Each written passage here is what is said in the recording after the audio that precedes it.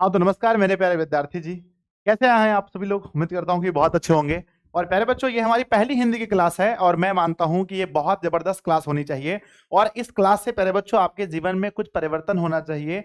आपके मार्क्स में जो आपका 12th क्लास का जो प्यारे बच्चों मार्कशीट आने वाला है 2025 में, जो आप एग्जाम देने वाले हैं, उस मार्कशीट में प्यारे बच्चों इस क्लास से कुछ ना कुछ परिवर्तन आना चाहिए। तो प्यारे बच्चों जल्दी से आप लोग लाइव आ जाइए। ये पहली क्लास है, हम उम्मीद करते हैं कि मेरे सभी बच्चे क्लास में जुड़ेंगे और इस क्लास को प्यारे बच्चों अधिक से अधिक शेयर करते हैं। और आज का प्यारे बच्चों हम लोग रखते हैं लक्ष्य कि आज लगभग 2000 बच्चे लाइव क्लास में जुड़ेंगे, क्योंकि ये हमारी पहली क्लास है। और प्यारे बच्चों अगर पहली क्लास हो और वो भी दिशा ऑनलाइन क्लासेस की, और जहां पर संजय सर क्लास ले रहे हो, तो प्यारे बच्चों थोड़ा सा तो आपका प्यार दिखना चाहिए अपने भाई के प्रति, अपने गुरुजी के प्रति। करते हैं कि बिहार बोर्ड इंटर परीक्षा 2025 बच्चों 12th क्लास की हिंदी में आज स्टार्ट कर रहा हूं। और चैप्टर का प्यारा सा नाम है जिसका नाम है बच्चों बातचीत। यानी मैं सबसे पहले बहुत बहुत धन्यवाद करना चाहता हूं बच्चों, बहुत बहुत धन्यवाद करना चाहता हूं बिहार बोर्ड का कि बच्चों इस चैप्टर को सबसे पहले रखा है, पहले हमारे सिलेबस में पहले रखा गया है इस चैप्टर को। इसके लिए मैं बिहार बोर्ड का दिल से बहुत बहुत धन्यवाद करता हूं। उसके बाद बच्चों मैं दूसरी बात है बालकृष्ण भट्ट का, बालकृष्ण भट्ट महोदय जी का मैं बहुत बहुत धन्यवाद करना चाहता हूं, क्योंकि मैं बच्चों आपको सही बताता हूं, इस चैप्टर को पढ़ने के बाद, इस चैप्टर को पढ़ने के बाद जो मैंने सीखा है, इस चैप्टर से जो मैंने सीखा है बच्चों, ये अद्भुत है, इसका कोई जोड़ दुनिया में नहीं है। इसलिए आप इस चैप्टर को जब पढ़ेंगे, इस चैप्टर को पूरा पढ़ेंगे, इसमें तो बच्चों हम लोग लेखक परिचय देख रहे हैं, लेकिन जब आप इस चैप्टर को पूरा पढ़ेंगे आपके अंदर एक ऊर्जा आएगी, आपको बात करने का तरीका सीख लेंगे, आपको पता होगा कि बच्चों कैसे खुद से बात कैसे करना है, कैसे दो लोगों के बीच बातचीत होता है, कैसा बातचीत 3 लोगों के बीच होता है, कैसे 4 लोगों के बीच बातचीत होता है, कैसे बच्चों भीड़ के बीच में बातचीत होता है, वो सब लोग इस चैप्टर में आप लोग सीखेंगे। तो पहले बच्चों आप बताइए, power of Disha online classes, क्या आपने इस क्लास को शेयर कर दिया? बोलो यस और नो। मेरे बच्चों मैंने बताया कि 2000 आज की क्लास में लगभग 2000 बच्चे क्लास में लाइव होने चाहिए। तो मैं कुछ नहीं सुनने वाला हूं, जहां जहां आप व्हाट्सएप पर, टेलीग्राम पर, जहां शेयर करना है इस क्लास को शेयर कीजिए। और बच्चों सब लोग अपने अपने फोन में स्टेटस जरूर लगा लीजिएगा। प्यारे बच्चों इस क्लास में हम लेखक परिचय पढ़ने वाले हैं, और लेखक परिचय से जितने भी क्वेश्चन आने वाले सब बनाने वाले बिल्कुल आसान भाषा में। आप प्यारे बच्चों हिंदी से आपको मोहब्बत हो जाएगा। आप बताओ हिंदी आपको कैसा लगता है? मेरे बच्चे बताओ हिंदी से आप क्या करते हैं? हिंदी विषय से विद्यार्थी जी आपको डर लगता है हिंदी के नाम सुन के, या बच्चों आपको लब यानी कि प्यारा सा लगता है, लेकिन हिंदी से आपको प्यार हुआ है? बताओ मेरे बच्चे, बताओ कमेंट बॉक्स में कि आप हिंदी सुनते ही आपके मन में क्या आता है? हिंदी सुनते ही आपके मन में क्या आता है? डर आता है या प्यार आता है? बताओ, है ना? मेरे बच्चे सब लोग कहेंगे महोदय कि हिंदी शब्द सुनते ही, हिंदी शब्द सुनते ही सबके मन में प्यार आता है, लव आ जाता है। बहुत अच्छा बच्चों, बहुत बढ़िया। एक बार हिंदी के लिए आप सभी लोग दिल बनाकर भेजेंगे, हिंदी विषय के लिए। मैं तो बच्चों हिंदी विषय को सुकून कहता हूं, बहुत बहुत सुकून कहता हूं। आइए क्लास को शुरू करने से पहले मां शारदे का आशीर्वाद लेते हैं हम लोग, क्योंकि हम लोग आज नया बच्चों एक नया बुक स्टार्ट करने जा रहे हैं, एक नया सब्जेक्ट स्टार्ट करने जा रहे हैं जिसका नाम हिंदी है। और आप सभी के पास बुक होगा बच्चों, दिगंत बुक आपके पास होगा।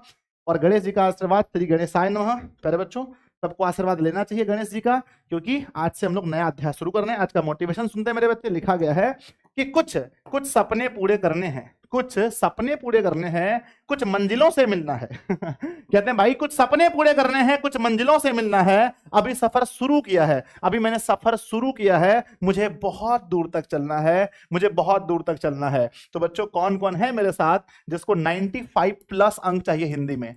95 प्लस अंक चाहिए हिंदी में। कौन कौन है मेरे साथ? हाथ उठाइए जल्दी से। यस भैया मैं हूं आपके साथ, और मुझे चाहिए 95 प्लस अंक, है ना?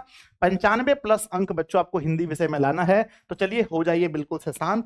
मेरे बच्चों आपको पता है कि जब हमारा ऑब्जेक्टिव बनता है, किसी भी चैप्टर से जब ऑब्जेक्टिव बनता है तो कैसे बनता है? बताओ किसी भी चैप्टर से ऑब्जेक्टिव कैसे बनता है? ऑब्जेक्टिव की मैं बात करूं मेरे बच्चे, किसी भी चैप्टर से ऑब्जेक्टिव कैसे बनता है पहले मुझे बताओ जल्दी से, बताओ, है ना? कहां कहां से ऑब्जेक्टिव बनता है?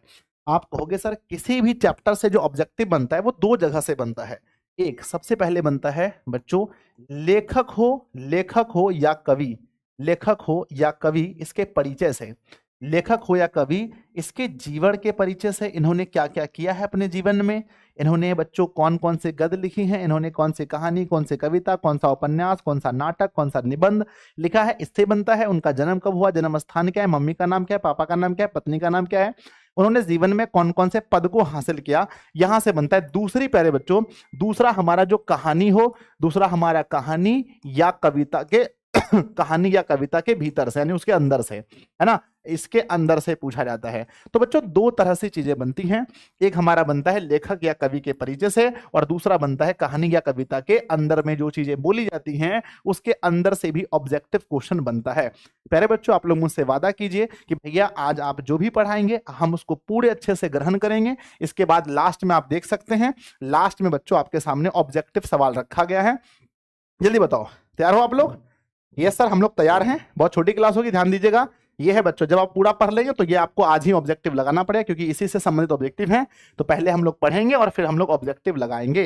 रेडी हो आप लोग? यस और नो? Yes sir. चलिए, तो बच्चों इस ऑब्जेक्टिव को लगाने से पहले हमें पढ़ना पड़ेगा। और मैं कहना चाहता हूं बच्चों, आप किस में हो, साइंस के स्टूडेंट हो, आर्ट्स के स्टूडेंट हो या कॉमर्स के? जल्दी कमेंट बॉक्स में लिखिए फटाफट से। सब लोग कमेंट बॉक्स में लिखेंगे कि आप बच्चों किस के स्टूडेंट हो, साइंस, कॉमर्स या आर्ट्स के। अगर आप साइंस के स्टूडेंट हैं तो मुझे पता है प्रॉपर पढ़ाई बच्चों अपने ऐप पर हो रही है, जिसका नाम है मंजिल बैच 12th क्लास साइंस। बच्चों इसकी फीस अभी मात्र 1500 रुपए है। जब तक हमारी क्लासेस एप्लीकेशन पर नहीं गई हैं आप एडमिशन जरूर ले लीजिएगा। साइंस के स्टूडेंट हैं तो आपका बैच प्रॉपर है। अगर आप बच्चों मंजिल बैच आर्ट्स के स्टूडेंट हैं तो इसके लिए फीस मात्र 1000 रुपए है। अपने एप्लीकेशन दिशा ऑनलाइन क्लासेस ऐप पर जाइएगा। अधिकांश साइंस वाले हैं, कॉमर्स का भी बैच आ चुका है। स्कोरिंग बैच अगर आप सिर्फ आपको हिंदी इंग्लिश पढ़ना है युवराज सर से और संजय सर से, इसके लिए बच्चों आपकी फीस है मात्र 499। स्टार्ट करते हैं एक एक चीजों को। पहले बच्चों आपको बताने की जरूरत नहीं है कि ये जो चैप्टर है बातचीत, पहली बात है ये जो चैप्टर बातचीत है, बातचीत जो चैप्टर है बच्चों, इसमें बताया गया है बातचीत करने का ढंग। क्या बताया गया है इस चैप्टर में? क्या बताया गया है इस चैप्टर में? बातचीत करने का ढंग बताया गया है। बातचीत करने का तरीका बताया गया है कि सही तरीका बातचीत करने का क्या है। बच्चों सबसे पहली बात है, ये जो चैप्टर बातचीत है यह बच्चों इसकी कौन सी विधा है, यानी यह किस प्रकार का है? तो कहना बच्चों कि बातचीत जो चैप्टर है यह है बच्चों निबंध। क्या है? पहली बात है कि बातचीत जो चैप्टर है ये क्या है? निबंध है। दूसरी बात है बच्चों कि बातचीत जो चैप्टर है इसके लेखक कौन है? तो बातचीत जो चैप्टर है इसके लेखक कमेंट बॉक्स में लिखिएगा। ये क्वेश्चन एग्जाम में 100% आएगा कि बातचीत पाठ की कौन सी विधा है। कहना बच्चों निबंध है। बातचीत के लेखक कौन है? कहते हैं गुरुजी हर बात पर लोग भट्ट भट्ट करते हैं, हर बात पर लोग भट्ट भट्ट करते हैं। तो लिखेंगे बाल कृष्ण भट्ट। क्या लिखेंगे? बाल कृष्ण भट्ट इसके लेखक हैं। बाल कृष्ण भट्ट इसके लेखक हैं। हर बात पर लोग भट्ट भट्ट करते हैं। कहते हैं विद्यार्थी जी, अगर आपसे पूछा जाए कि बालकृष्ण भट्ट का जन्म कब हुआ था, बालकृष्ण भट्ट का जन्म कब हुआ था, विद्यार्थी जी याद रखना है कि बालकृष्ण भट्ट जो थे इनके जन्म के बारे में कि बच्चों 23 जून कब हुआ था? 23 जून 1844 ईस्वी में बालकृष्ण भट्ट का जन्म हुआ था। 23 जून 1844 ईस्वी में, 23 जून 1844 ईस्वी में बालकृष्ण भट्ट का जन्म हुआ था।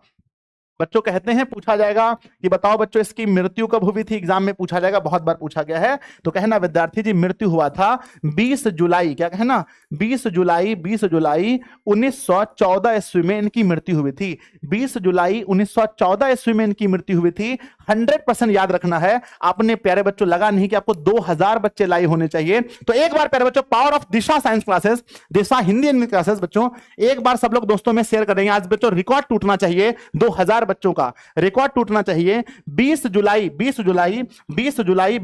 1914 में इनकी मृत्यु होती है। कहते हैं इनकी बच्चों इनकी माता का नाम बताओ। माता का नाम एग्जाम में कई बार पूछा गया है कि बालकृष्ण भट्ट के माता का नाम क्या था।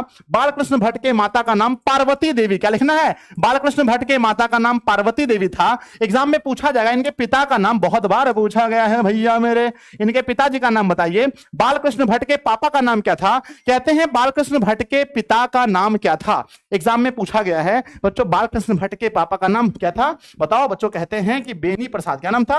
है ना, बेनी। क्या नाम था बच्चों? बालकृष्ण भट्ट के पिता का नाम क्या था बताएंगे तो लिखेंगे बच्चों बेनी प्रसाद भट्ट। क्या था? बेनी प्रसाद भट्ट। बेनी प्रसाद भट्ट उनके पापा का नाम था। बेनी प्रसाद भट्ट उनके पापा का नाम था। कई बार एग्जाम में पूछा गया है विद्यार्थी जी बेनी प्रसाद भट्ट उनके पापा जी का नाम था। पूछा जाए इनका जन्म स्थान, एग्जाम में पूछा जाता है इनका जन्म स्थान बताइए कहां था। बच्चों सबसे ज्यादा क्वेश्चन अगर किसी चैप्टर से बनता है तो वो यही चैप्टर है। इनका जो जन्म स्थान है, इनका जन्म स्थान पूछा जाए, कहना बच्चों इलाहाबाद। क्या कहना? इलाहाबाद कहना। इलाहाबाद उत्तर प्रदेश। क्या बोलना? इलाहाबाद उत्तर प्रदेश में इनका जन्म हुआ था। इलाहाबाद उत्तर प्रदेश में इनका जन्म हुआ था। विद्यार्थी याद रखिएगा कि इलाहाबाद उत्तर प्रदेश में इनका जन्म हुआ था। ठीक है, 1800 बच्चे, मात्र 200 बच्चे कम हैं। अपने अपने सभी दोस्तों में शेयर कीजिएगा। आइए फटाफट से पढ़ते हैं, एक एक सवाल अभी लगाना हम लोग को। पहला क्या आता है, ध्यान दीजिएगा। कहते हैं कि बच्चों इनका जन्म हुआ था 23 जून 1844 में। इनका निधन हुआ 20 जुलाई 1914 ईस्वी में। बच्चों निवास स्थान था इलाहाबाद उत्तर प्रदेश में जन्म हुआ था। एक बार बच्चों ऐसे महापुरुष को हमारा नमन है, ऐसे महापुरुष को जिन्होंने बातचीत करने का तरीका सिखाया। इस चैप्टर को जब पढ़ेंगे बच्चों अगली क्लास में हम लोग, आज तो हम लोग लेखक परिचय देख रहे हैं, अगली क्लास में जब आप इस चैप्टर को पूरा डिटेल में पढ़ेंगे आपको लगेगा बच्चों कि ये पूरे अभी 10th क्लास से लेकर 12th क्लास में सबसे बेस्ट अगर कोई चैप्टर है तो वो बातचीत चैप्टर है। बच्चों कहते हैं कि माता का नाम पार्वती देवी और पिता का नाम बेनी प्रसाद भट्ट था। पिता एक व्यापारी थे। एग्जाम में पूछा जाएगा कि बच्चों पिता क्या थे, बताओ। इनके पापा क्या थे? पापा इनके व्यापारी थे और माता बच्चों सुसंस्कृत महिला। बच्चों ये है ना, क्या थी कि ये सुसंस्कृत महिला जिन्होंने बालकृष्ण भट्ट के मन में अध्ययन को रुचि एवं लालसा जगाई। बच्चों सोचो, ऐसी मम्मी होनी चाहिए जो अपने बच्चों को पढ़ने के लिए प्रेरणा करे। एग्जाम में पूछा जाए कि बालकृष्ण के मन में पढ़ाई की प्रेरणा किसने जगाई? बालकृष्ण के मन में पढ़ाई की प्रेरणा किसने जगाई? कमेंट बॉक्स में लिखिएगा। अध्ययन की रुचि एवं लालसा किसने जगाई? अध्ययन की रुचि एवं लालसा किसने जगाई? जल्दी लिखो फटाफट से कमेंट बॉक्स में। तो कहते हैं ये उसकी मम्मी ने, जिसका नाम क्या था? जिसका नाम था पार्वती, जिसका नाम था पार्वती देवी। प्यारे बच्चों कमेंट बॉक्स में लिखो, अगर इस स्लाइड से यहां से बच्चों कोई भी क्वेश्चन पूछा जाए तो क्या आप बता पाओगे? एक बार लिखकर भेजो यस गुरुजी यस। यहां से कोई भी क्वेश्चन 2025 बोर्ड एग्जाम में पूछा जाता है तो मेरे बच्चे क्या बता पाओगे? हाँ सर बता पाएंगे। जल्दी लिखो फटाफट, क्या बता पाओगे? यस और नो? यस गुरुजी, यस गुरुजी, बहुत बढ़िया बहुत बढ़िया। आइए बच्चों देखते हैं नेक्स्ट स्लाइड में लिखा गया है। अगला स्लाइड में लिखा गया है, कहते हैं प्रारंभ में संस्कृत का अध्ययन 1867 में प्रयाग के मिशन स्कूल में एंट्रेंस की परीक्षा दी। कहते हैं बच्चों आरंभ में इन्होंने स्टार्टिंग में किस विषय का अध्ययन किया था? एग्जाम में पूछा जाएगा कि बालकृष्ण भट्ट ने प्रारंभ में किस विषय का अध्ययन किया, तो कहना बच्चों संस्कृत विषय का। पूछा जाएगा उन्होंने प्रयाग के मिशन में उन्होंने एंट्रेंस एग्जाम कब दिया था? उन्होंने एंट्रेंस की परीक्षा कब दी थी? प्रयाग के मिशन स्कूल में उन्होंने एंट्रेंस के एग्जाम 1867 में दिया है। कई बार एग्जाम में सवाल पूछा गया 1867 में। अगला ध्यान देखिए बच्चों, वृत्ति मतलब होता है कि उन्होंने कौन कौन से कार्य किए। वृत्ति को हम और क्या कह सकते हैं गुरुजी? वृत्ति को हम लोग कह सकते हैं कार्य। इन्होंने जीवन में क्या क्या कार्य किया है देखिए ध्यान से। कहते हैं बच्चों कि 1869 से लेकर के 1875 तक उन्होंने प्रयाग के मिशन में, है ना, मिशन स्कूल में अध्यापन किया। अध्यापन मतलब क्या होता है? पढ़ना या पढ़ाना। तो बच्चों इसका मतलब होता है पढ़ाना होता है। तो बताइए बच्चों कि पहली बार उन्होंने पढ़ाना कब स्टार्ट किया था? बताओ। पहली बार उन्होंने अध्ययन उन्होंने जो प्रयाग मिशन में कब से कब तक पढ़ाया बताओ? प्रयाग मिशन में बच्चों कब से कब तक पढ़ाया?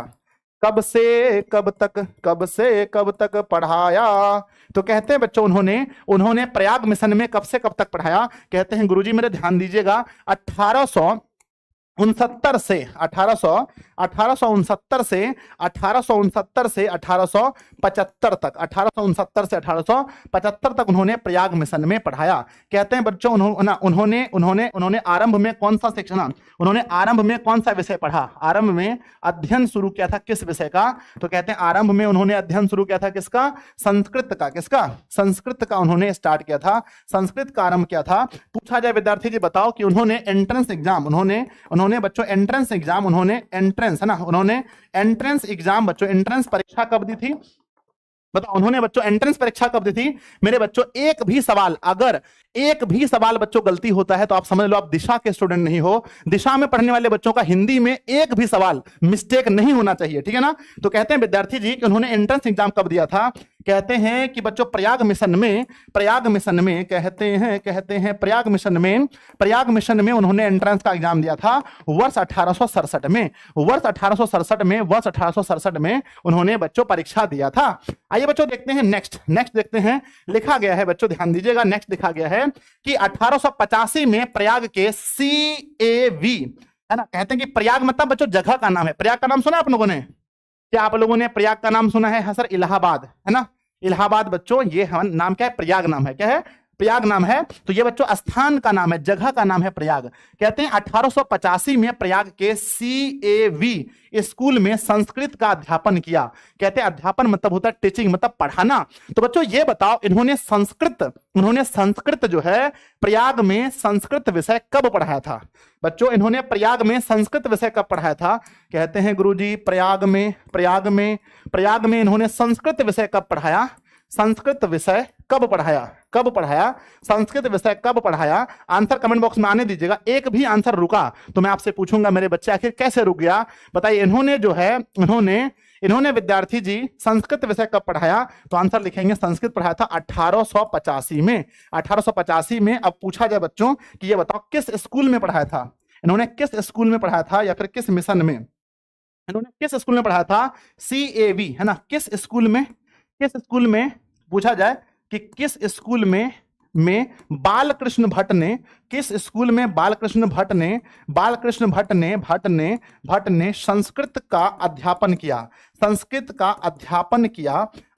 किया। विद्यार्थी जी लिखिएगा तो आंसर लिखेंगे बच्चों किस स्कूल में? तो लिखेंगे कि स्कूल का नाम क्या था? स्कूल का नाम था बच्चों CAV। क्या नाम था स्कूल का नाम? स्कूल का नाम था CA और V स्कूल का नाम था ना, CAV स्कूल में उन्होंने पढ़ाना स्टार्ट किया था। नेक्स्ट पढ़ते हैं बच्चों। लिखा गया है, ध्यान दीजिएगा, 1888 ईस्वी में प्रयाग की कायस्थ पाठशाला इंटर कॉलेज में अध्यापन किया। तो बच्चों बताओ 1888 में इन्होंने कहां पढ़ाया था? बताओ। पूछा जाए कि बताओ भैया 1888 में कहां पढ़ाया था?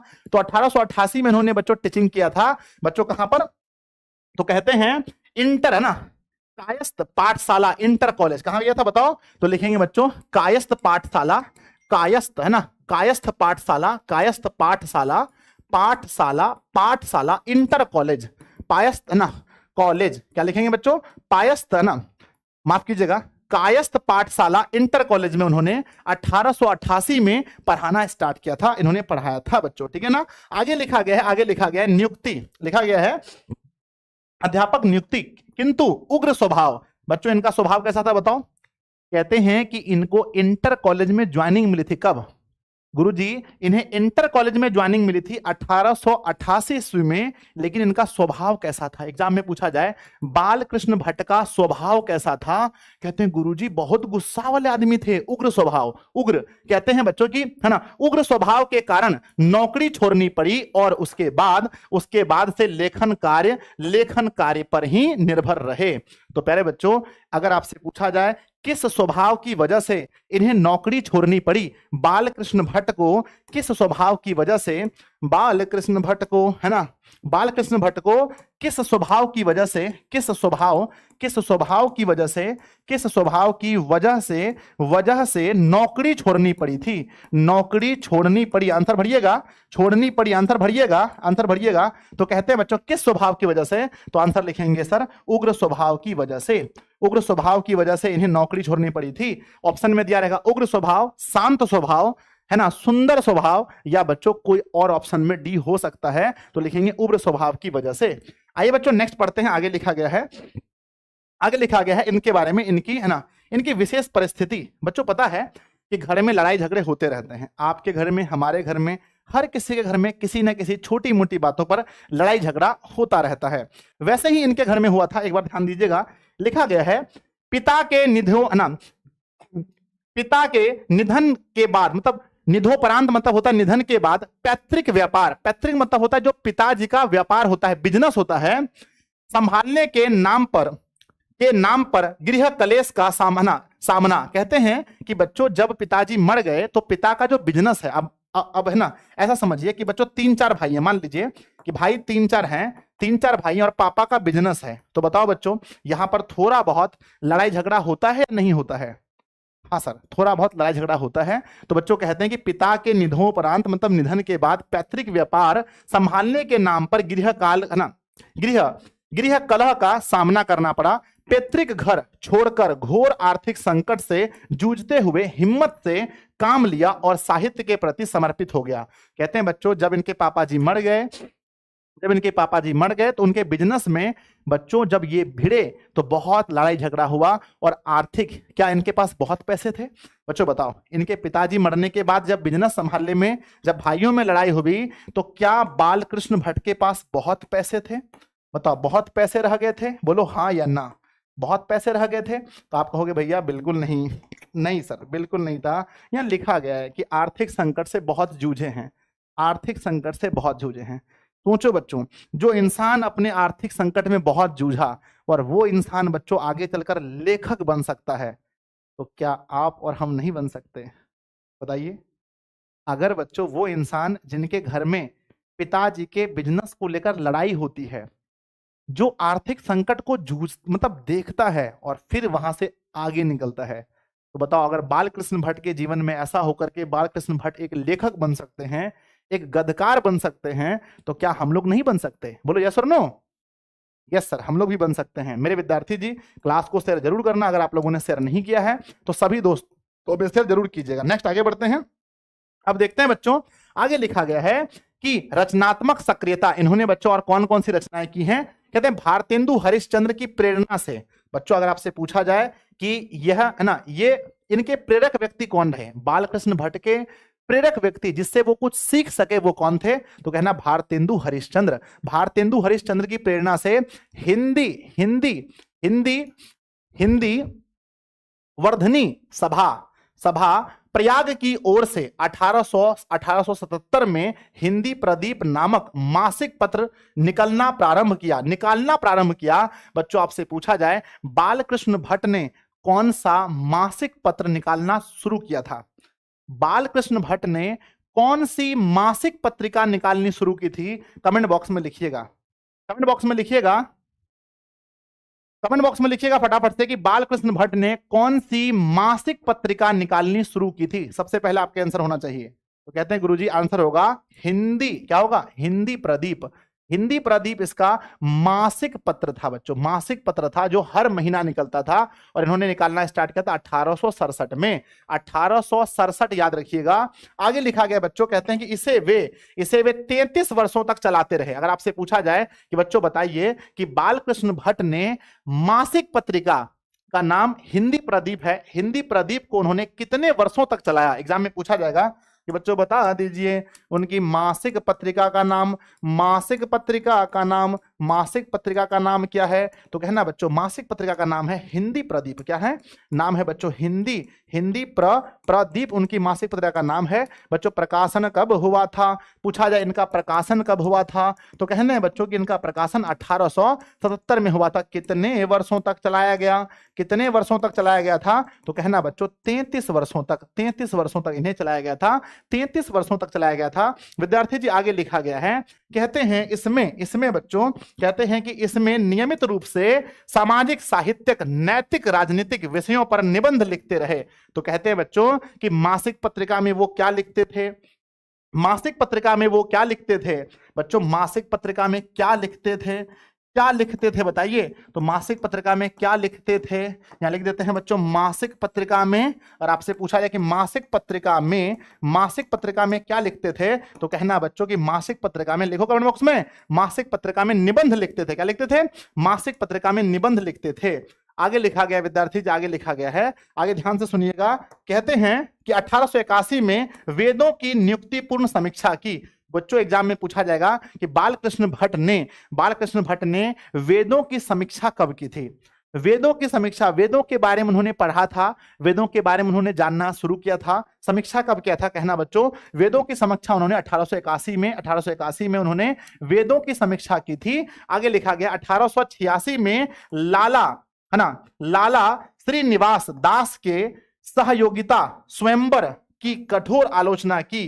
जीवन के अंतिम दिनों में हिंदी शब्दकोश के संपादक के लिए श्याम सुंदर दास द्वारा काशी आमंत्रित, किंतु अच्छा व्यवहार न होने पर अलग हो गए। प्यारे बच्चों कहते हैं जीवन के अंतिम दिनों में, जीवन के अंतिम दिनों में इसे बच्चों है ना, इसे किसके संपादन के लिए बुलाया गया था? जीवन के अंतिम दिनों में बालकृष्ण भट्ट को, जीवन के अंतिम दिनों में बालकृष्ण भट्ट को किसके संपादन के लिए बुलाया गया था? किसके संपादन के लिए बुलाया गया था? कहते हैं बच्चों कि जीवन के अंतिम दिनों में, जीवन के अंतिम दिनों में किसके संपादन के लिए, किसके संपादन के लिए, किसके संपादन के लिए बुलाया गया था? के लिए बुलाया गया था, लिखिए कमेंट बॉक्स में, बुलाया गया था। तो कहते हैं जीवन के अंतिम दिनों में किसके संपादन के लिए? तो कहते हैं हिंदी शब्दकोश। क्या लिखेंगे विद्यार्थी जी? हिंदी शब्दकोश। क्या लिखेंगे? हिंदी शब्दकोश के लिए बुलाया गया था, हिंदी शब्दकोश के लिए बुलाया गया था, हिंदी शब्दकोश। क्या लिखेंगे? हिंदी शब्दकोश के लिए बुलाया गया था। विद्यार्थी जी आगे लिखा गया है, आगे लिखा गया है, नेक्स्ट पढ़ते हैं। इनकी रचनाएं, इनकी रचनाएं बहुत इंपॉर्टेंट है। यहां से एक नंबर है ना, एक नंबर छाप लीजिए यहां से विद्यार्थी जी, एक अंक पक्का कीजिए, एक अंक यहां से पक्का कीजिए। कहते हैं इसके उपन्यास रहस्य कथा, इनके उपन्यास का नाम पढ़िएगा। पहला बोलो रहस्य कथा, नंबर 1 नूतन ब्रह्मचारी, नंबर 2 100 अनजान एक सुजान, नंबर 3 इनके उपन्यास पढ़िएगा, इनके उपन्यास पढ़िएगा। रहस्य कथा बालकृष्ण भट्ट का उपन्यास है, नूतन ब्रह्मचारी बालकृष्ण भट्ट का उपन्यास है, 100 अजान एक सुजान इसका उपन्यास है, गुप्त वेरी इनका उपन्यास है ना, रसातल यात्रा इनका उपन्यास है, उचित दक्षिणा इनका उपन्यास है, और बच्चों हमारी घड़ी इनका उपन्यास है, और साधना और सद्भाव का अभाव ये इनका उपन्यास है। तो प्यारे बच्चों अगर एग्जाम में आपका कोई भी क्वेश्चन पूछा जाता है तो क्या आप इसको बना पाओगे? एग्जाम में पूछा जाएगा, आपके एग्जाम में पूछा जाएगा बच्चों कि इनके उपन्यास बताइए। सबसे ज्यादा एग्जाम में पूछा गया है नूतन ब्रह्मचारी किसका उपन्यास है, बताइए नूतन ब्रह्मचारी किसका उपन्यास है? तो आंसर लिखेंगे विद्यार्थी जी, नूतन ब्रह्मचारी जो उपन्यास है ये किसका है? तो लिखेंगे बालकृष्ण भट्ट का, बालकृष्ण भट्ट का उपन्यास है नूतन ब्रह्मचारी। बहुत बार, कम से कम 5 बार एग्जाम में पूछा गया होगा, 5 बार पूछा गया है नूतन ब्रह्मचारी किसका उपन्यास है? कहते हैं बालकृष्ण भट्ट का उपन्यास है। ऐसे बच्चों याद रखेंगे सब। आगे बढ़ते हैं, नेक्स्ट लिखा गया है नाटक। इसके कौन कौन से नाटक हैं? इसके नाटक सबसे इंपॉर्टेंट है पद्मावती, पद्मावती ये नंबर 1 सबसे इंपॉर्टेंट है। और बच्चों है ना किरायतार्जुनी ये इतना इंपॉर्टेंट नहीं है, वेणी संग्रह नहीं है, शिशुपाल का वध ये बहुत इंपॉर्टेंट है 2 नंबर। तीसरा बच्चों नल दमयंती या दमयंती स्वयंवर नहीं है, शिक्षादान नहीं है, चंद्रसेन उतना इंपॉर्टेंट नहीं है, सीता वनवास इंपॉर्टेंट है। नंबर 3 पतित पंचम मेघनाद वध, कट्टर सुम की एक नकल है ना, वृह नल्ला या फिर इंग्लैंडेश्वरी, और बच्चों और भारत जननी, भारतवर्ष और कली, 2 सूरदर्शी, 1 रोगी और 1 वेद, रेल का विकट खेल इंपॉर्टेंट है ना। चलिए इंपॉर्टेंट देखिएगा, रेल का विकट खेल एग्जाम में पूछा गया है। रेल का विकट खेल ये बालकृष्ण भट्ट का क्या है? रेल का विकट खेल, रेल का विकट खेल, रेल का विकट खेल ये बच्चों किसका नाटक है? तो लिखेंगे रेल का विकट खेल किसका नाटक है? तो आंसर लिखेंगे बालकृष्ण भट्ट का, बालकृष्ण भट्ट का है रेल का विकट खेल, और ये एक नाटक है। याद रखिएगा 100% बच्चों ये सवाल इंपॉर्टेंट है। अगला बच्चों बाल विवाह भी इसकी रचना है, तो 5 इंपॉर्टेंट होंगे। आदि है ना, प्रहसनन जैसा काम वैसा, परिणाम नई रोशनी का विष, आचार विडंबना आदि ये सब इंपॉर्टेंट नहीं है। बस मैंने जो बोला ये बहुत इंपॉर्टेंट है, ये बहुत इंपॉर्टेंट है बच्चों। आगे बढ़ जाएं, बोलो यस और नो? Yes sir. आगे बढ़ते हैं बच्चों, कहते हैं कि इन्होंने कितने निबंध लिखे हैं? निबंध 1000 के आसपास निबंध, जिसमें 100 से ऊपर बहुत महत्वपूर्ण है ना। कहते हैं कि भट्ट निबंध माला नाम से 2 खंडों में संग्रहित है ना, संग्रह प्रकाशित है। पहली बात पहली बात बच्चों, इन्होंने कितने निबंध लिखे हैं बताइए? एग्जाम में आएगा कि बालकृष्ण भट्ट ने कितने निबंध लिखे हैं। पूछा गया है कि बच्चों इन्होंने कितने निबंध लिखे हैं, कितने निबंध लिखे हैं, कितने निबंध लिखे हैं, फटाफट बताइएगा आंसर। तो बच्चों इन्होंने निबंध लिखे हैं, 1000 है ना। कहते हैं बच्चों कि सब है ना कि महत्वपूर्ण निबंध है ना, महत्वपूर्ण निबंध कितने लिखे हैं? महत्वपूर्ण निबंध कितने हैं बताइए? इनके महत्वपूर्ण निबंध कितने हैं विद्यार्थी जी? इनके महत्वपूर्ण निबंध है 100 जो है इनके महत्वपूर्ण निबंध हैं पूछा जाए कि इनका जो निबंध है वो किस नाम से है, निबंध बच्चों, बालकृष्ण भट्ट का निबंध, निबंध किस नाम से है, बताइएगा किस नाम से है। तो कहते हैं बालकृष्ण भट्ट का जो निबंध है ये बच्चों भट्ट क्या है, ये बच्चों भट्ट निबंध माला के नाम से, भट्ट भट्ट भट्ट निबंध माला, भट्ट निबंध माला के नाम से है। बालकृष्ण भट्ट के जो निबंध है उसका नाम रखा गया भट्ट निबंध माला। क्या रखा गया है, भट्ट निबंध माला के नाम से, भट्ट निबंध माला के नाम से बालकृष्ण भट्ट के निबंध है, भट्ट निबंध माला के नाम से। अगर आपसे पूछा जाए विद्यार्थी जी बताइए कि जो भट्ट निबंध माला है ये बच्चों कितने खंडों में है, पूछा जाए कि यह कितने खंडों में है, कितने खंडों में है, विद्यार्थी जी बताइएगा यह कितने खंडों में है, कमेंट बॉक्स में छाप दीजिएगा। कहते हैं गुरुजी कि जो भट्ट निबंध माला है ये टोटल 2 खंडों में, ये टोटल 2 खंडों में है, 2 खंडों में है। याद रखिए कि भट्ट निबंध माला केवल ना कुल बच्चों 2 खंडों में है, 2 खंडों में प्रकाशित है, 2 खंडों में प्रकाशित है। विद्यार्थी जी आगे बढ़ते हैं नेक्स्ट पॉइंट पर। यहां से जो मैं पॉइंट कहने वाला हूं ये पॉइंट अमृत है। ये क्या है बताओ, ये पॉइंट नहीं अमृत है। कहते हैं कि बालकृष्ण भट्ट आधुनिक हिंदी, है ना, एग्जाम में पूछा जाएगा बच्चों किस हिंदी के, तो कहना है आधुनिक हिंदी, हिंदी गद्य के आदि निर्माताओं और उपन्यास और बच्चों उन्नायक लिखा है रे, उन्नायक रचनाकारों में से एक हैं, है ना, उन्नायक रचनाकारों में से एक हैं। आपसे पूछा जाएगा बच्चों कि बालकृष्ण भट्ट जो हैं वो किस काल के हैं, पूछा जाएगा कि किस काल के हैं, बताइए। तो बच्चों कहना किस काल के हैं, तो कहना बच्चों आधुनिक काल के। किस काल के हैं बताइए, तो आधुनिक काल के हैं। पूछा जाए कि बालकृष्ण भट्ट जो हैं, बालकृष्ण भट्ट जो हैं बच्चों ये किस युग के हैं, ये किस युग के हैं, तो युग विद्यार्थी जी लिखना कि भारतेंदु युग। क्या बोलना, युग कौन सा है, तो कहेंगे बच्चों भारतेंदु, भारतेंदु युग के हैं। हमेशा याद रखिएगा बच्चों, काल पूछेगा तो कहना बच्चों आधुनिक काल के, युग पूछेगा तो कहना भारतेंदु युग के। युग जो होता है बच्चों ये 12 वर्ष में चेंज होता है ना बच्चों, युग क्या होता है 12 वर्षों का होता है, युग 12 वर्षों का ही होता है। आइए बच्चों देखते हैं। और बच्चों काल क्या होता है, काल मतलब, काल का मतलब होता है कि उस समय जो सबसे ज्यादा प्रसिद्ध होते हैं उसे बच्चों हम काल कहते हैं। क्या बोलते हैं, काल, मतलब कि जैसे कि हम लोग कहते हैं, सॉरी नहीं, युग युग होता है कि जिस समय कोई महापुरुष थे, तो जिस समय बालकृष्ण भट्ट थे उस समय बच्चों भारतेंदु युग से ये बहुत प्रभावित थे। तो भारतेंदु, जो भारतेंदु हरिश्चंद्र हैं, इसलिए इसका नाम बच्चों भारतेंदु युग रखा गया है। और काल का मतलब होता है, ये तो बच्चों समय के अनुसार दर्शाता है, तो ये आधुनिक काल में आए थे, आधुनिक काल में आए थे। आगे बढ़ जाएं, आगे बढ़ जाएं, यस, आगे लिखा गया है वे भारतेंदु युग के प्रमुख साहित्यकारों में से एक हैं। पूछा जाए बच्चों किस युग के, तो बताओ क्या लिखोगे, पूछा जाएगा किस युग के, तो कहना भारतेंदु युग के, भारतेंदु युग के। आगे बढ़ते हैं, वे हिंदी के प्रारंभिक युग के प्रमुख और महान पत्रकार, निबंधकार तथा हिंदी के आधुनिक आलोचनाओं के प्रवर्तकों में अग्रणीय हैं। तो बच्चों बता दीजिए बालकृष्ण भट्ट क्या क्या थे, बताओ कमेंट बॉक्स में कि बालकृष्ण भट्ट क्या क्या थे। तो लिखेंगे बच्चों बालकृष्ण भट्ट नंबर एक बच्चों सबसे पहला एक पत्रकार थे, नंबर 2 एक निबंधकार थे, नंबर 3 एक आलोचना भी करते थे, यानी कि आलोचक भी थे। तो हम कह सकते हैं कि ये हमारे आलोचक भी थे। याद रहेगा, याद रहेगा, जल्दी बताओ, यस और नो, यस सर, ठीक है ना, यस बिल्कुल याद रहेगा। चलिए आगे बढ़ते हैं। नेक्स्ट मेरे बच्चों लिखा गया है, यहां से 3-4 चीजें हैं।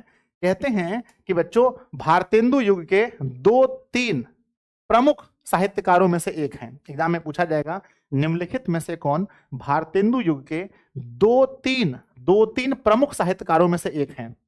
भारतेंदु युग के 2-3 प्रमुख साहित्यकारों में से एक हैं, कौन बताइए। तो लिखेंगे बालकृष्ण भट्ट। क्या लिखेंगे, बालकृष्ण भट्ट। क्या लिखेंगे, बालकृष्ण भट्ट लिखेंगे। अगला सवाल पूछा गया है कि बच्चों बालकृष्ण भट्ट क्या थे, तो बालकृष्ण भट्ट बच्चों एक गद्यकार भी थे, है ना, पत्रकार भी थे, गद्यकार भी थे, निबंधकार भी थे और आलोचक भी थे। ये 4 चीजें याद रखनी है। बताइए कमेंट बॉक्स में मुझे क्या क्या थे। तो कहते हैं सर जी नंबर एक निबंधकार भी थे क्योंकि निबंध भी लिखते थे। नंबर 2 गद्यकार थे, गद्य भी लिखते थे यानी कहानी वगैरह लिखते थे। नंबर 3 पत्रकार थे क्योंकि बच्चों पत्र वगैरह लिखते थे।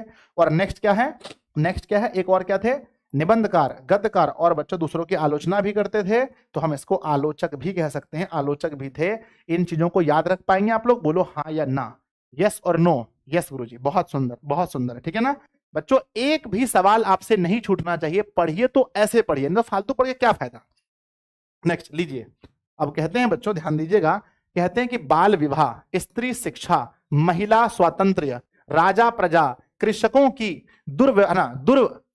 दुर्अवस्था, अंग्रेजी शिक्षा, है ना, सुशिक्षितों में परिवर्तन, देश सेवा, अंधविश्वास आदि विषयों पर उन्होंने खूब लिखा है। इन सभी विषयों पर उन्होंने खूब लिखा है। एग्जाम में पूछा जाएगा कि बालकृष्ण भट्ट ने किन विषयों पर लिखा है, किन विषयों पर लिखा है। नंबर एक, बालकृष्ण भट्ट ने किन विषयों पर लिखा है, किन विषयों पर लिखा है, किन विषयों पर लिखा है। ऑप्शन ए बाल विवाह, ऑप्शन ए बाल विवाह, ऑप्शन बी स्त्री शिक्षा। नंबर क्या लिखा, नंबर दूसरा में स्त्री शिक्षा, और नंबर तीसरा लिखा है बच्चों अंग्रेजी शिक्षा। क्या लिखा है, नंबर तीसरा में लिखा है अंग्रेजी शिक्षा, और नंबर बच्चों डी में लिखा है इनमें से सभी पर। तो बताइए आंसर क्या लिखेंगे। बालकृष्ण भट्ट ने किन पर लिखा है, तो आंसर लिखेंगे सभी पर उन्होंने लिखा है। इन सभी मुद्दों पर उन्होंने लिखा है। कहते हैं बच्चों विविध मनोभाव और भाषा साहित्य के विषयों पर भी खुलकर लिखा है। व्यक्तित्व व्यंजक, है ना, व्यक्तित्व व्यंजक आत्मपरक कलात्मक निबंध भी उन्होंने इतने लिखे हैं कि उनकी संख्या सैकड़ों में है। बच्चों पूछा जाए आपसे कि बताइए उन्होंने बच्चों कलात्मक निबंध कितने लिखे हैं, उन्होंने बच्चों कलात्मक निबंध कितने लिखे हैं बताइए। उन्होंने कलात्मक निबंध क लौ में आकर कलात्मक निबंध कितने लिखे हैं, तो कहना बच्चों कलात्मक निबंध भी उन्होंने सैकड़ों में लिखे हैं। ऑप्शन ए सैकड़ों में, हजारों में, लाखों में, तो हम लोग लिखेंगे सैकड़ों में उन्होंने लिखा है। आगे बच्चों कहते हैं कि उनके विषय में दो व्यक्ति ने कुछ कहा है। बालकृष्ण भट्ट के विषय में कितने व्यक्तियों ने कुछ कहा है, बताओ कितने व्यक्तियों ने। पहले ये बात बताओ कि बालकृष्ण भट्ट के विषय में कितने व्यक्तियों ने कुछ कहा है, कितने व्यक्तियों ने कुछ कहा है। सर कितने व्यक्तियों ने, तो दो व्यक्तियों ने। बालकृष्ण भट्ट के विषय में दो व्यक्तियों ने कुछ कहा है। एक का नाम है आचार्य, है ना, एक का नाम है विद्यार्थी जी, एक का नाम है आचार्य रामचंद्र शुक्ल। एक का नाम क्या है, एक का नाम देखिएगा, एक का नाम है आचार्य रामचंद्र शुक्ल। क्या नाम है, एक है रामचंद्र शुक्ल ने कुछ कहा है ना, कुछ कहा है इनके बारे में, बालकृष्ण भट्ट के बारे में। और दूसरा एक व्यक्ति है जिन्होंने कुछ कहा है, इसका नाम है रामविलास शर्मा। क्या नाम है, रामविलास शर्मा। ये दो व्यक्ति ने इनके विषय में कुछ कहा है। बच्चों ये एग्जाम में 100% पूछा जाता है कि किस व्यक्ति ने क्या कहा है। पहली बात ध्यान दीजिएगा, कहते हैं कि आचार्य रामचंद्र शुक्ला ने निबंधकार के रूप में उन्हें अंग्रेजी साहित्य के एडिशन और स्टील की श्रेणी में रखा है। बच्चों पूछा जाएगा कि किस महापुरुष ने बालकृष्ण भट्ट को एडिशन और स्टील की श्रेणी में रखा है। किस महापुरुष ने बालकृष्ण भट्ट को एडिशन और, है ना, पूछा जाएगा बच्चों, है ना, इन्होंने रामचंद्र शुक्ल ने इसकी तुलना बालकृष्ण भट्ट की तुलना किससे की है, बालकृष्ण भट्ट की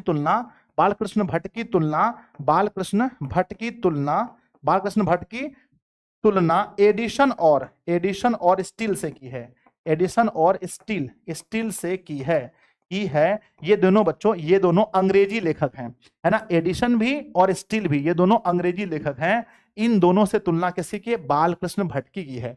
एग्जाम में पूछा जाएगा बच्चों किसने बालकृष्ण भट्ट की तुलना एडिशन और स्टील से की है, तो आंसर कहना बच्चों किसने, आचार्य रामचंद्र शुक्ल ने ऐसा किया है। अब आगे बढ़ते हैं, एक और व्यक्ति हैं जिनका नाम है रामविलास शर्मा ने क्या किया है बच्चों, तो कहते हैं उन्होंने कहा है कि उनकी वास्तविक प्रतिभा है, किनकी बताओ, किनकी, बालकृष्ण भट्ट की। कहते हैं कि उनकी वास्तविक प्रतिभा एक अध्ययनशील विद्वान और तीक्ष्ण बुद्धि आलोचक की है। अरे बच्चों रामविलास शर्मा ने तीक्ष्ण बुद्धि वाला किसे बताया है, रामविलास शर्मा ने तीक्ष्ण बुद्धि वाला किसे बताया है, तीक्ष्ण बुद्धि वाला आलोचक किसे बताया है, तो कहते हैं तीक्ष्ण बुद्धि वाला आलोचक जो बताया है वो बालकृष्ण भट्ट को बताया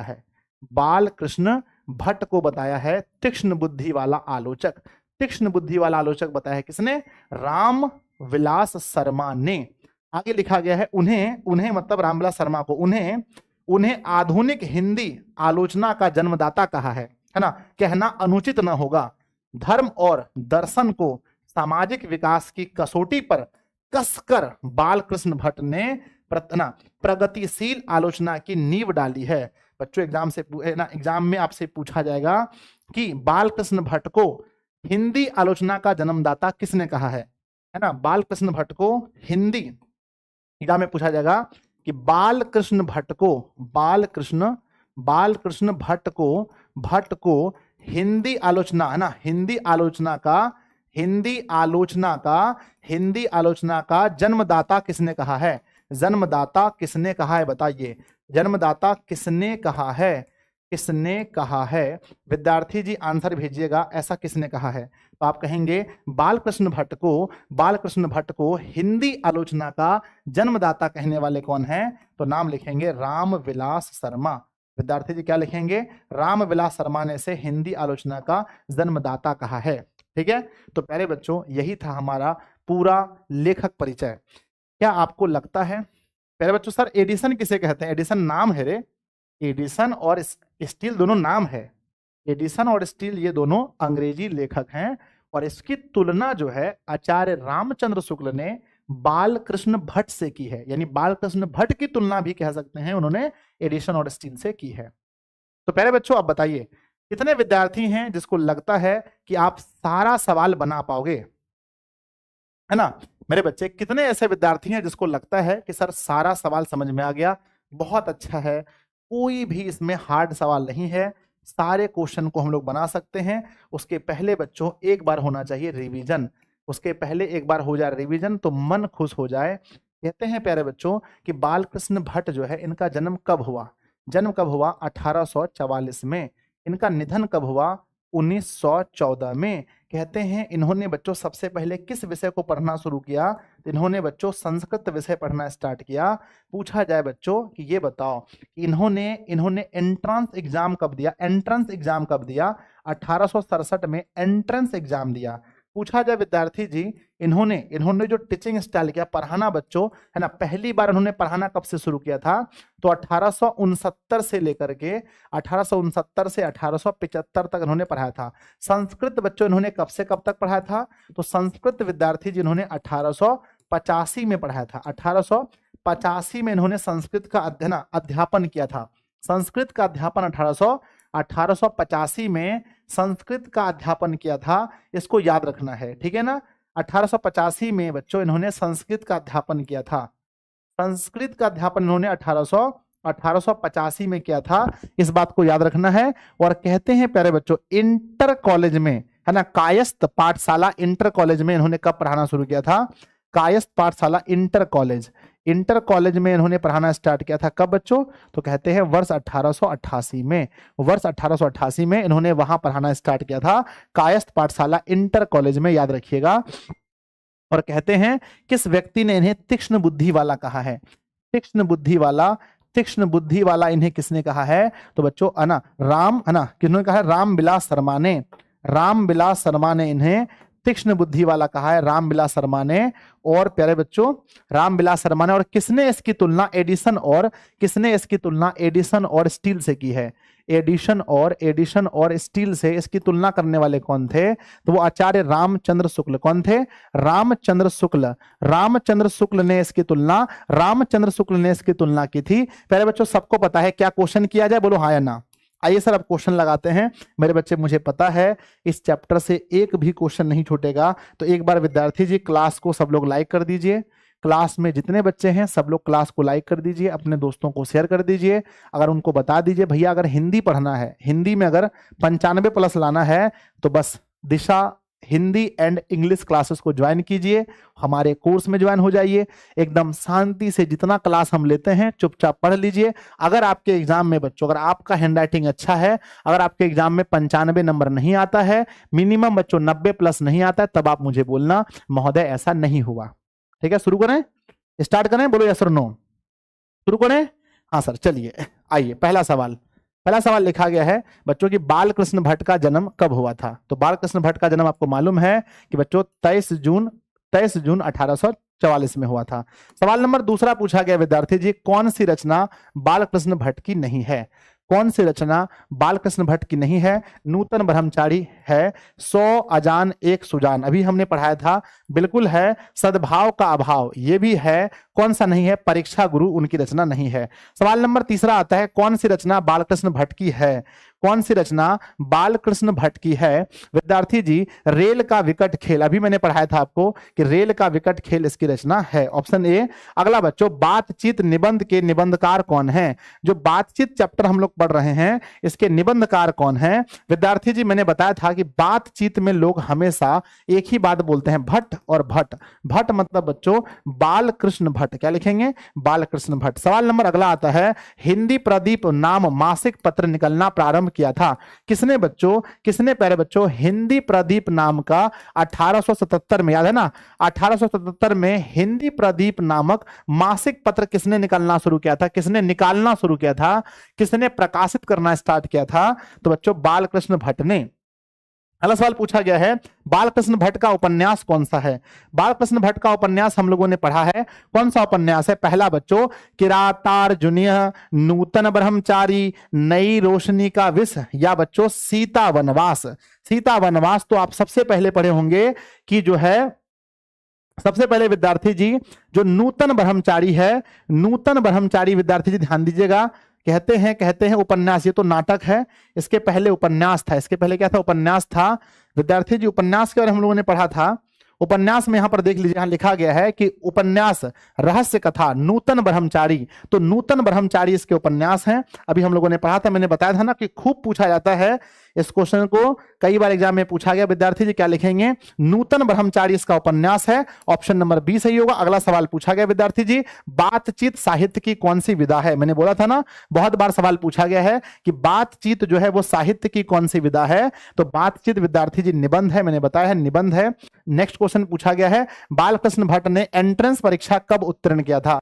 बालकृष्ण भट्ट ने एंट्रेंस एग्जाम कब दिया था? बच्चों हम लोगों ने इतने गहराई से पढ़ा है, इतने तन मन धन मस्तिष्क से पढ़ा है कि एक सवाल गलत होने से पहले हमसे माफी मांगेगा बच्चों, आपसे माफी मांगेगा, ये कैसे हो सकता है 1867 में। अगला सवाल बच्चों हिंदी है, भट्ट ने हिंदी प्रदीप का संचालन कितने वर्षों तक किया था?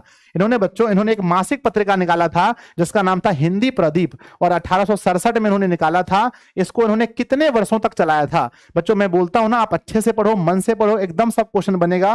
विद्यार्थी जी उन्होंने 33 वर्षों तक चलाया था, ऑप्शन नंबर डी। अगला सवाल पूछा गया है, बालकृष्ण भट्ट के पिताजी का नाम क्या था?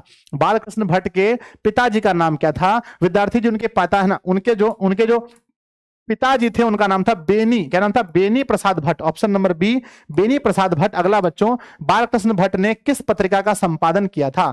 बालकृष्ण भट्ट ने किस पत्रिका का संपादन किया था? विद्यार्थी जी कमेंट बॉक्स में छाप दीजिएगा कि बालकृष्ण भट्ट ने किस पत्रिका का, तो हिंदी प्रदीप, याद होगा नाम, हिंदी प्रदीप का। नेक्स्ट क्वेश्चन विद्यार्थी जी, आचार्य रामचंद्र शुक्ल ने है ना, ने निबंधकार के रूप में किसे अंग्रेजी साहित्य के एडिशन और स्टील की श्रेणी में रखा है? बच्चों आचार्य रामचंद्र शुक्ल ने किसकी तुलना एडिशन और स्टील से की है? किसकी तुलना एडिशन और स्टील से की है? आप कहेंगे भैया कि एडिशन और स्टील से तुलना बालकृष्ण भट्ट की है। बालकृष्ण भट्ट की किसने? आचार्य रामचंद्र शुक्ल ने।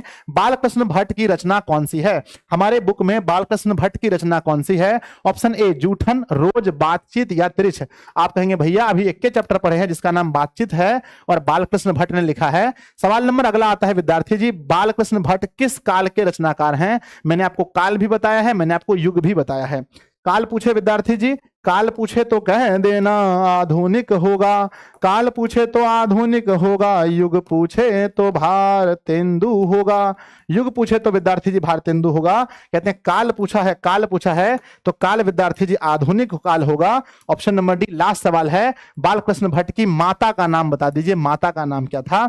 ऑप्शन बच्चों सुशीला देवी, रजनी देवी, पार्वती देवी या सविता देवी। तो प्यारे बच्चों हम लोगों ने पढ़ा था इनकी जो मम्मी का नाम था वो क्या था बच्चों? पार्वती देवी। मिलते हैं बच्चों अगली क्लास में, तब तक के लिए आप पढ़ते रहिए, हंसते रहिए, मुस्कुराते रहिए। अगली क्लास में बच्चों हम लोग संपूर्ण अर्थ समझेंगे, है ना। अगली क्लास में हम लोग अर्थ समझेंगे, एक क्लास में जिसका पार्ट 2 होगा, जहां बच्चों हम लोग अर्थ समझेंगे। पार्ट 2 में और पार्ट 3 में हम लोग करने वाले हैं क्वेश्चन आंसर। पार्ट 3 में बच्चों हम लोग क्या क्या पढ़ने वाले हैं? पार्ट 3 में हम इसका सारांश पढ़ेंगे, हम इसके लघु प्रश्न, हम इसके ऑब्जेक्टिव फिर से करेंगे, हम इसके लघु फिर से करेंगे, हम इसके दीर्घ फिर से करेंगे। तो विद्यार्थी जी कैसा लगा क्लास मुझे जरूर बताइएगा। आज का क्लास आपको कैसा लगा?